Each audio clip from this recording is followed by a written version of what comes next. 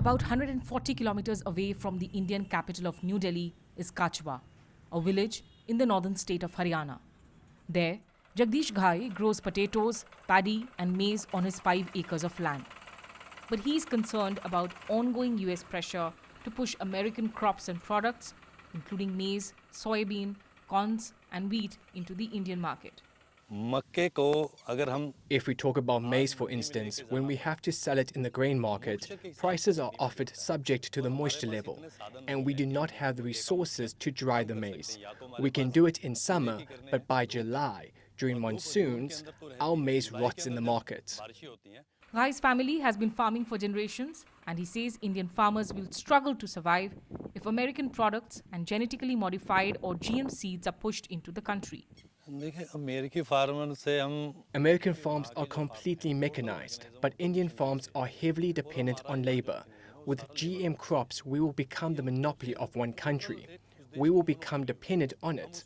For instance, you see hybrid paddy right behind me. This costs us $20 for 3 kilos, whereas our Indian seed will only cost us less than $2 for the same quantity. Paddy and wheat farmer Pankaj Bhatia is also closely following developments. GM crops are widely perceived in India as harmful to human health and environment. Farmers in India are already struggling financially, which has seen hundreds of suicides each year.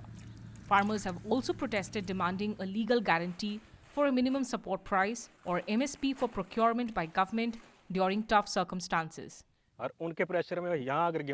If our government gives in to US pressure, it will wipe out our farming sector.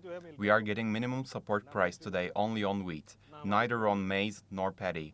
Often the situation is so dire that farmer sells his produce $4 lower than MSP.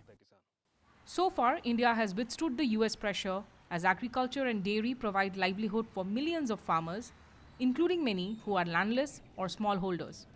Delhi has offered greater access to American fruits and nuts. In his 12th Independence Day speech on Friday, in a message to Trump amid the trade talks stalemate, Prime Minister Modi once again stressed that his government would never compromise the interest of the farmers who make the country self-sufficient. Modi stands like a wall between our farmers and any harmful policy. Even big farmers in India cannot compare with the highly incentivized farmers in America with access to heavy machinery and cutting-edge technology. Bear in mind that 90% of Indian farmers are small farmers with less than 4 hectares of land, which is why agriculture, dairy and livestock farming are red lines that no Indian government can cross in trade talks with countries including the United States. They wouldn't dare risk the inevitable political backlash. Smita Sharma, TRT World, Karnal, Haryana.